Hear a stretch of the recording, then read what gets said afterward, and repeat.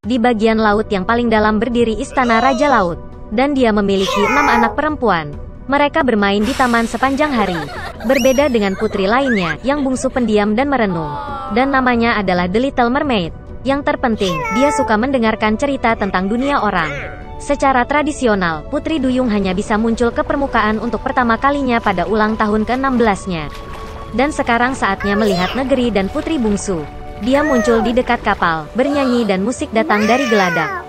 Ini adalah pertama kalinya sang putri melihat kapal itu. Di kabin kapal, Putri Duyung kecil melihat seorang pangeran tampan. Untuk waktu yang lama dia tidak bisa mengalihkan pandangan darinya. Tiba-tiba, badai dahsyat dimulai di laut.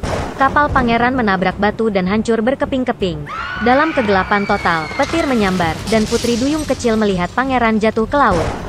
Dia menyelamatkannya dengan membawanya ke darat. Segera pangeran itu ditemukan oleh seorang gadis yang lewat. Ketika dia bangun, dia tersenyum padanya dan berterima kasih padanya karena telah menyelamatkannya.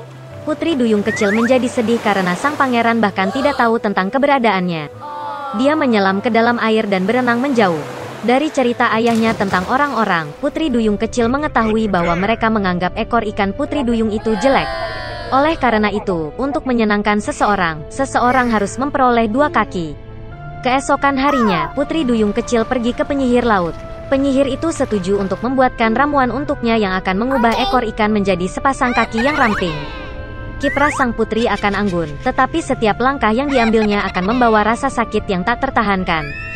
Dan jika pangeran menikah dengan yang lain, Putri Duyung kecil akan berubah menjadi buih laut.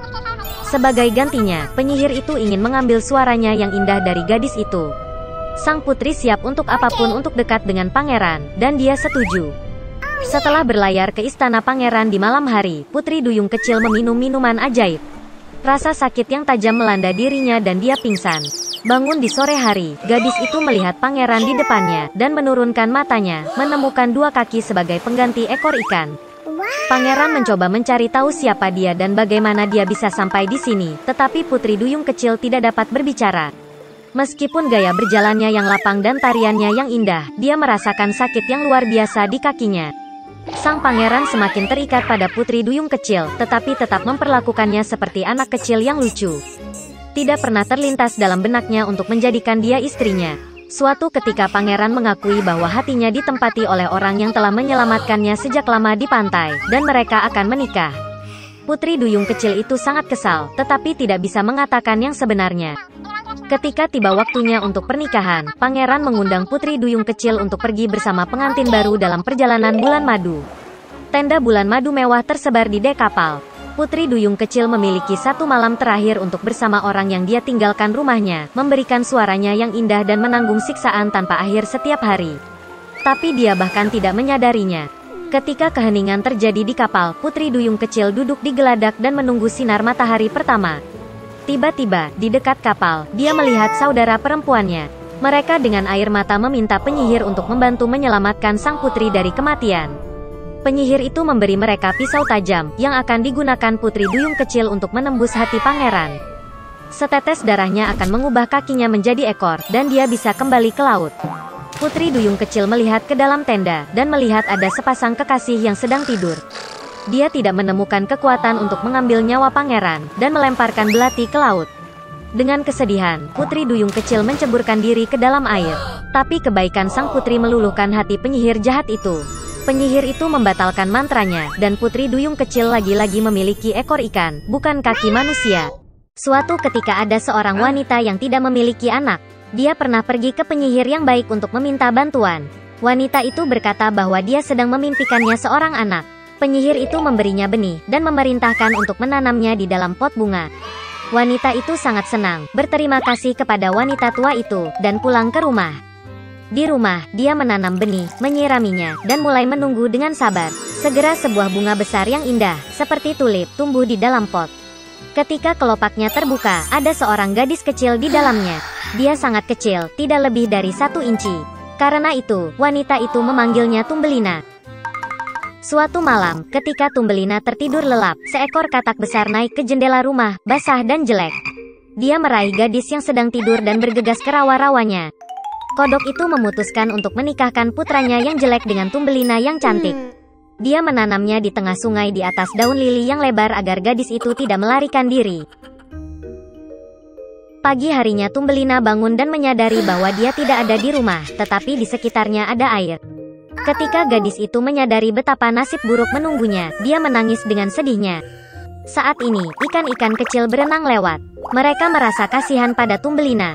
Mereka menggerogoti batang bunga bakung, dan daun itu berenang bersama gadis itu. Seekor kumbang besar terbang melewatinya. Melihat seorang gadis cantik, dia meraih dan membawanya ke pohon, di mana dia memperkenalkannya kepada teman-temannya. Mereka semua iri pada kecantikannya, tetapi mengatakan bahwa Thumbelina sangat jelek dan tidak bisa bersama mereka.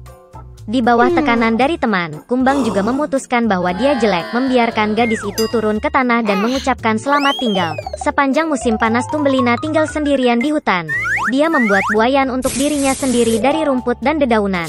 Dia makan serbuk sari dan embun, berjemur di bawah sinar matahari dalam cuaca cerah, dan bersembunyi dari hujan di bawah daun besar burdok. Tapi segera hujan dan angin dingin datang. Thumbelina tidak memiliki pakaian musim dingin, dan dia mulai membeku. Gadis itu menderita kelaparan dan kedinginan. Dan suatu hari dia dilindungi oleh seekor tikus sawah. Mereka hidup bersama dengan gemilang. Gadis itu membantu tikus dengan pekerjaan rumah, menceritakan dongengnya, dan sebagai gantinya menerima tempat tinggal dan makanan yang hangat. Tikus sawah memiliki tetangga, tahi lalat kaya yang buta, yang melakukan ini dengan menghitung kekayaannya sepanjang waktu. Meski buta, tahi lalat itu menyadari bahwa Thumbelina sangat imut dan menawarkan untuk menikahinya. Tapi gadis itu sama sekali tidak senang dengan ini. Dia tidak suka tahi lalat yang membosankan. Suatu kali, saat berjalan di sepanjang lorong bawah tanah, Thumbelina melihat seekor burung layang-layang yang terluka, yang hampir mati karena kedinginan. Sepanjang musim dingin dia merawat burung yang sakit itu dan pada musim semi dia menyembuhkannya. Sebelum pernikahan, Thumbelina meminta tikus untuk membiarkannya naik ke atas untuk mengagumi matahari. Ketika dia keluar dari lubang tikus, dia melihat seekor burung layang-layang yang dia sembuhkan. Thumbelina mengeluh kepada burung itu bahwa dia dipaksa menikah dengan tikus tanah yang jahat dan tinggal bersamanya jauh di bawah tanah. Burung layang-layang itu mengundang gadis itu untuk terbang bersamanya ke negeri yang hangat, dan dia setuju. Dia segera mengucapkan selamat tinggal kepada tikus, naik ke burung layang-layang, dan mereka terbang pergi. Suatu ketika di negara yang indah, Thumbelina melihat padang rumput yang luas dengan bunga-bunga indah. Dia memilih bunga terindah untuk ditinggali. Tiba-tiba, dia melihat di bunga itu pria kecil yang sama seperti dia, hanya bersayap. Itu adalah raja para elf. Dan peri tinggal di setiap bunga. Peri cantik belum pernah melihat gadis sekecil dirinya, dan bahkan begitu cantik. Dia segera jatuh cinta pada Thumbelina, dan mengundangnya untuk menjadi istrinya, Ratu Elf dan Ratu Bunga. Setelah semua petualangannya, gadis itu senang mendengar tawaran seperti itu dari pangeran yang menawan. Dia dengan senang hati setuju. Peri itu meraih tangan Thumbelina, dan pada saat yang sama dua sayap muncul di belakangnya. Sekarang dia telah menjadi Ratu Elf. Dan sejak itu mereka hidup bahagia selamanya.